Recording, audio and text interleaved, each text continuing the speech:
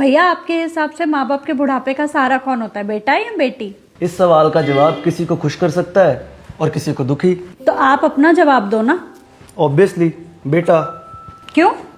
क्योंकि बेटा ही सारी उम्र माँ बाप के साथ रहता है, बेटा ही पैसे कमा के लाता है, परिवार को भी संभालता है। तो हुआ ना बेटा माँ बाप का असली सहारा। मम्मी आप बताओ। मेरे हिसाब से तो तेरा भाई ठीक कह रहा है, बेटा ही बुढ़ापे में माँ बाप की लाठी होता है। बेटियां तो शादी के बाद पराई हो जाती हैं, और बेटा ही तो होता है जो बुढ़ापे में माँ बाप का ध्यान रखता है। भाभी अब आपकी बारी, आप बताओ आप क्या सोचती है इस बारे में? मुझे तो लगता है कि बेटी होती है। और आपको ऐसा क्यों लगता है? क्योंकि बेटियां समझदार होती हैं, माँ और बाप दोनों की फीलिंग समझती है, और लाडली होने की वजह से वो माँ बाप का सहारा भी बन जाती है। तो मेरे हिसाब से तो लड़की। सेम पिंच भाभी, मुझे भी ऐसा ही लगता है कि माँ बाप के बुढ़ापे का सहारा बेटियां बनती हैं।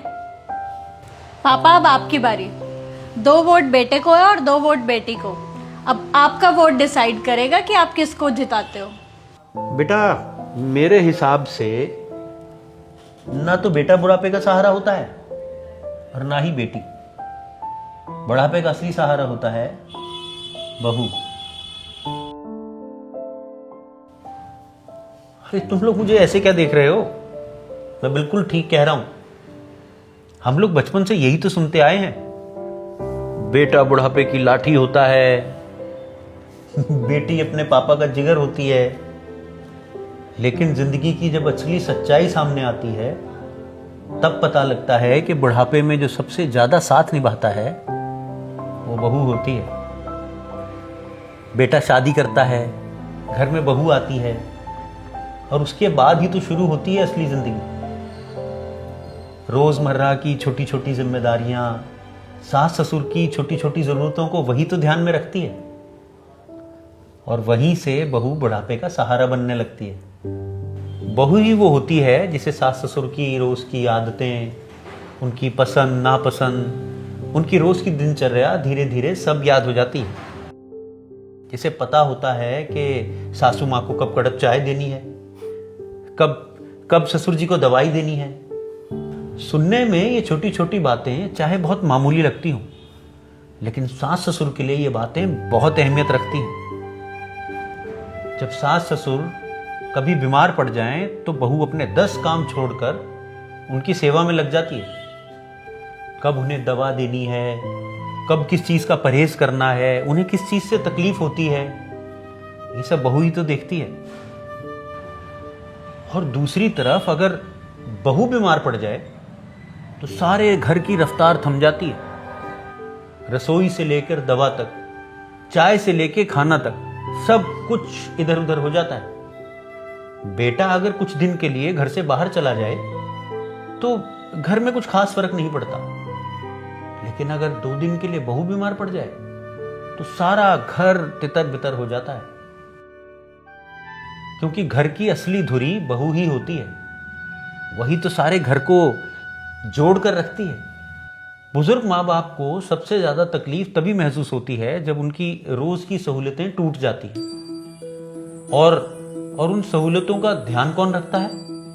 अक्सर बहू।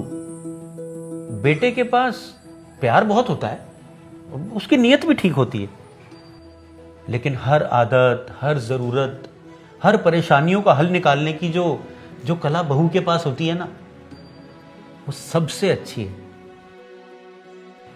इसलिए कई बार बहू बिना कहे ही उनकी जरूरत समझ लेती है।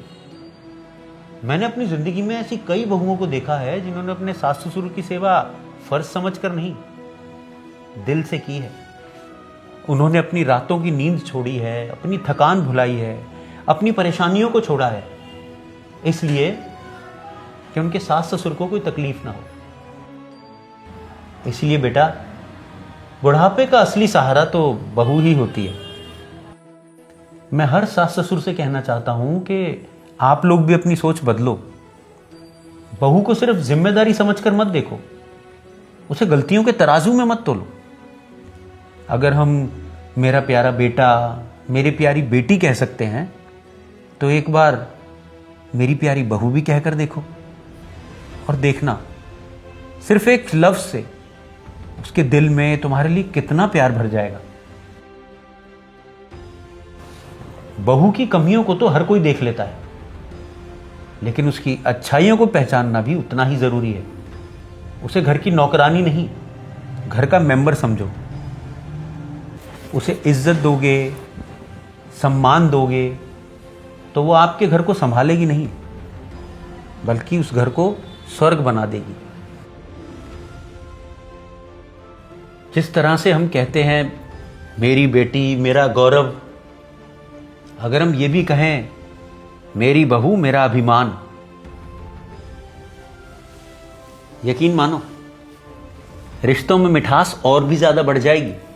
अरे वाह पापा, आपने तो सबको क्लीन बोल्ड कर दिया।